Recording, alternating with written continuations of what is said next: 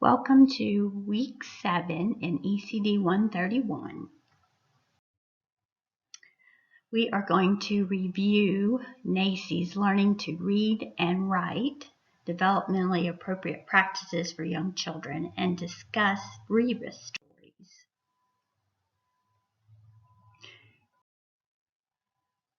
This is from Dr. Seuss. The more that you read, the more things you will know. The more that you learn, the more places you'll go. And I just thought this was a cute joke with these two standing at the school bus stop. But if you don't learn to read and write, how are you ever going to text?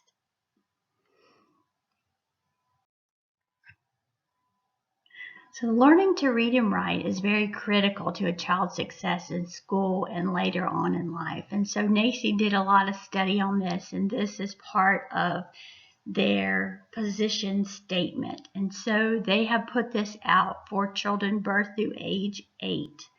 And they feel like this age group is the most important period for literacy development. And one of the best predictors of whether a child will function competently in school and go on to contribute actively in society is the level to which a child progresses in reading and writing. So you can see why it is very important that children learn to read and write. So it's very essential and urgent that we as educators help children achieve these standards of literacy. The jobs that we have nowadays have increased demands for literacy, and the requirements are very high. Communications expectations have increased much more than they were in the past, and so the expectations are there for children as they become adults. With the increasing variation among young children in our programs and schools, teaching today has become much more challenging for us. We have children from diverse backgrounds, and we have children with diverse abilities. So it is very overwhelming for us to take into account all these abilities and experiences and interests and personalities of all the individual children. So it is very difficult for teachers, much more difficult than it was in the past. So among many early childhood education teachers, a maturationist view of young children's development persists despite much evidence to the contrary.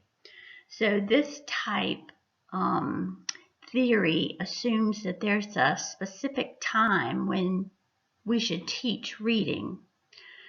And it also assumes that there is a certain age when children should be able to learn how to read and write.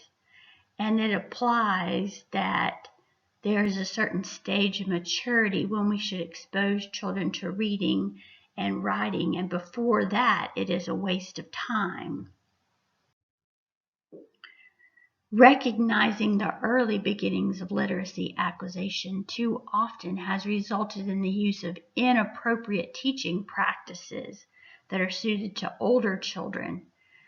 So there's been some ineffective practices that have been happening, some outdated practices and some theories that are still being used in classrooms. There's drill, and we've talked about in other classes how there's rote drill that's still happening, working on isolated skills for groups. So many outdated practices are still happening that are not development appropriate, and that's why NACY put out this report. Current policies and resources are inadequate, and we want to ensure that teachers are qualified to support literacy development. And so it is important that the teachers are prepared, and that in addition to being prepared, they have ongoing professional development. But unfortunately, there's not a uniform preparation requirement or any kind of licensure standards that exist. And a lot of times in child care, all you need is a high school diploma in most states to teach. So often their teachers are not prepared to teach literacy. Even in the primary grades, many states do not offer specialized early childhood certifications, which means the teachers are not adequately prepared to teach reading and writing to young children. We know that all teachers of young children need good foundational knowledge and language acquisition, including second language learning. So it's very important that we address these issues. So the research that NACCE has been doing reveals that children take their first critical steps towards learning to read and write very early in life. And this happens long before they can exhibit reading and writing production skills. And they begin to understand these concepts really early in life. Children learn to use symbols. They combine their oral language, pictures, print, and play into coherent mixed medium and creating and communicating meanings in a variety of ways.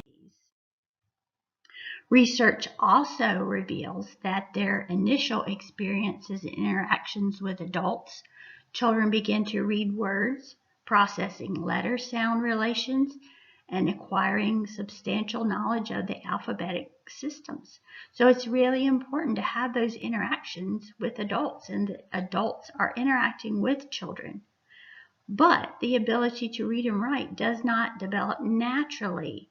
So without careful planning and instruction, children may not learn how to read. Children need regular and active interactions with print. So you here see the picture of the monkey reading right here, the paper or appearing to read anyway. So how do we give children these interactions with print? You've probably seen in classrooms print everywhere. Hopefully, you've been in good classrooms with print. Shouldn't just be in the literacy center. Shouldn't just be in the writing center. It shouldn't just be in the book center. It should be in every center. It should be all over the classroom. There, even in the science center, even in the math center, there should be things to write with, things that should be printed on the walls, on the cabinets, on the shelves. Everywhere there should be print and things that children can interact with. In the very beginning years, even in the very first few months of life, children begin to experiment with language. Young babies try to imitate the sounds that adults make. They read adult gestures and facial expressions, and they try to imitate those. They delight in hearing jingles and rhymes, and they love to play games such as patty cake and peekaboo, and they like to manipulate objects such as the board books and the alphabet blocks in their play. And as they develop an understanding of the alphabetic principle, children begin to process letters, translate them into sounds, and they connect this information with known meaning. The single most important activity for reading success appears to be reading aloud to children. Listen to that again. The single most important activity for reading success appears to be reading aloud to children. So let's remember that and make sure we tell parents that. Children learn a lot about reading from labels and signs. We know that children, as soon as they see symbols like McDonald's sign, they know that's McDonald's or Hardee's or Burger King, or their favorite store like Walmart or a favorite toy store or whatever. They begin to understand logos and things like that. A fundamental insight developed in children's early years through instruction is the alphabetic principle. And that's the understanding that there's a systematic relationship between letters and sounds. That's really important that they begin to understand that and that we teach them that. They don't learn that by accident. We teach them that. Children learn about the sounds of language through exposure to linguistic awareness games, nursery rhymes, like we're learning how to write lesson plans for, and rhythmic activities. Research suggests that the roots of phonetic awareness, a powerful predictor of later reading success, are found in traditional rhyming, skipping, and word games.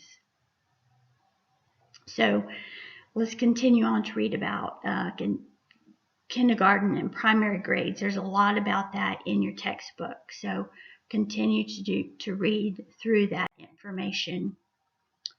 Recommended teaching practices during the infant and toddler years. Talk to babies and toddlers with simple language, frequent eye contact, and responsiveness to children's cues and language attempts. When they try to speak to you, make sure you respond to them. If they continue to do that and they don't get the response, they'll finally stop doing that. Frequently play with children, talk to them, sing to them, do finger plays, just like we are trying to learn how to do. Share cardboard books with babies and frequently read to toddlers on the adult's lap or together with one or two children. Provide simple art materials such as crayons and markers and large paper for toddlers to explore and manipulate. That's the beginning of that writing stage, the pre-writing. Those nurturing relationships that we can have conversations with individual children. Model reading, model writing, and make sure we give them those opportunities to start learning to have an interest in reading and writing and start enjoying it. Those print-rich environments in our classrooms so that they see print everywhere. Adults' daily reading of high-quality books, not just any books, but the high-quality books. And those books that reflect the child's identity and the child's home language and culture. Opportunities for children to talk about what's read. Not that we just read the book, but we also talk about it before the book, during the book, and after the book. And we focus on the sounds and the parts of the language as well as the meaning. Teaching strategies and experience that develop phonemic awareness, such as songs and finger plays and games and poems. So we have that rhyme and alliteration, opportunities to engage in play that incorporates literacy tools, such as writing grocery lists in dramatic play, making signs in the block building area, using icons and words in a computer game. First-hand experience that expands children's vocabulary, such as trips in the community and exposure to various tools and objects and materials. So these are some recommended policies that are essential to achieving developmentally appropriate literacy experiences. First of all, that we as educators are prepared professionally, and that even though we get that preparation, we have ongoing professional development. I just took 3 literacy classes. 1 was a training, 2 were graduate level classes, and I signed up for this month to take 1 more graduate class that's in literacy. So even though I have a PhD, I'm still ongoing training and continue to learn. There's always new information out there, and you never stop learning as a teacher. Make sure your ratios are good, that you have small groups of children in your classroom so that you can do individualized instruction. You need to have high quality books, good computer software, and lots of multimedia resources at different levels, and that your media reflects the cultural diversity and the family backgrounds. That your policies promote children's continuous learning progress, that you have appropriate assessment strategies. We talked about that in our last class, how the assessment is very important, that we know where children are, what they still need to learn, that we have access to regular ongoing health care for every child. We need to know Do they have something wrong with their eyes or their ears? If there's a problem there, we need to address it immediately, because that can delay them learning their literacy skills. That's really important to make sure. Increase public investment to ensure access to high-quality child care programs for all children. Now let's talk a little bit. We're going to leave that, and that whole document is there for you to read in this week's area. So you can read the entire document, but that's just kind of a summary of the document. But I want to look at the Reba stories for you to get an idea about the Reba stories and make sure that you understand exactly what you need. Listen to this video that'll tell you a little bit about what a Reba story is, and then they'll read a Reba story to you. So this is a recording, recording from a student at Greenville Technical College, and you can click this and play it and watch this student.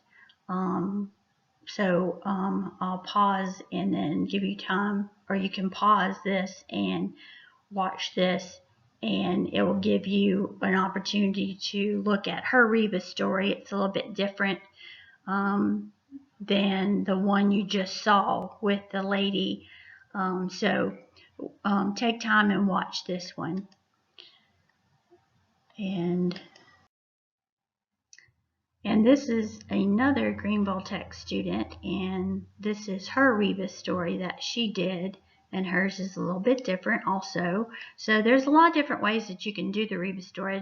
I just happened to find these two on YouTube when I was looking for some examples. So I knew they wouldn't care if I shared them with you, so I just wanted you to see a few examples.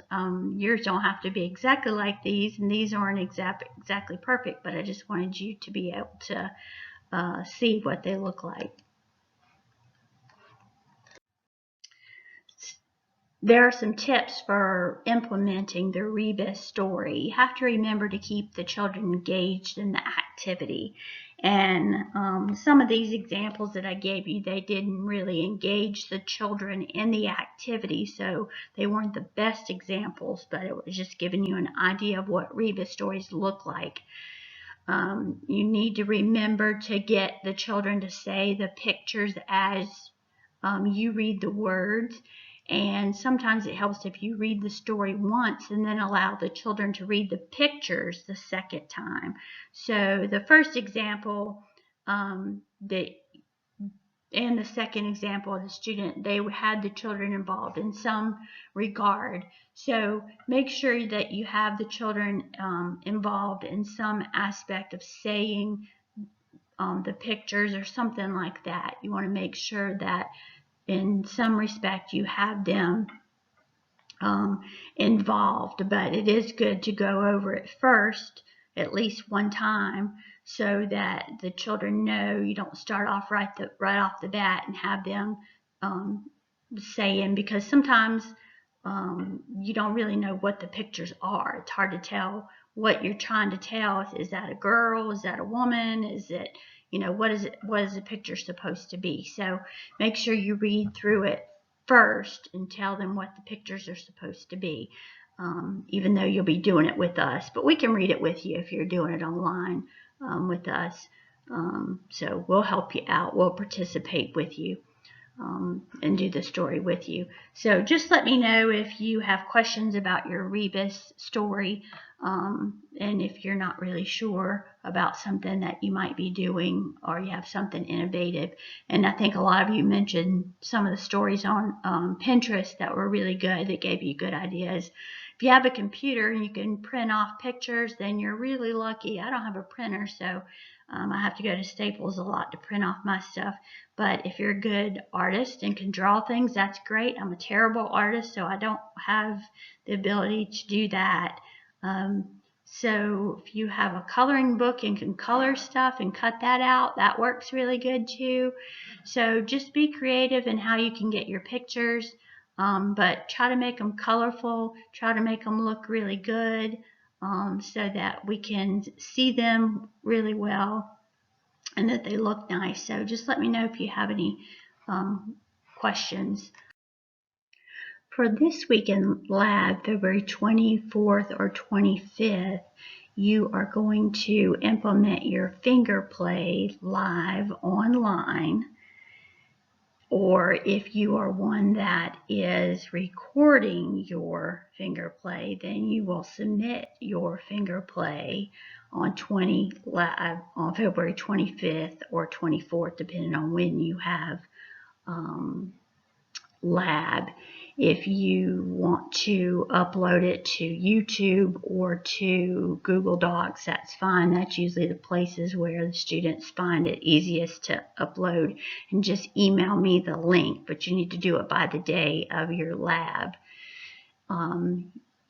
Just like the videos that you just saw of the students, you're going to pretend like we are your class.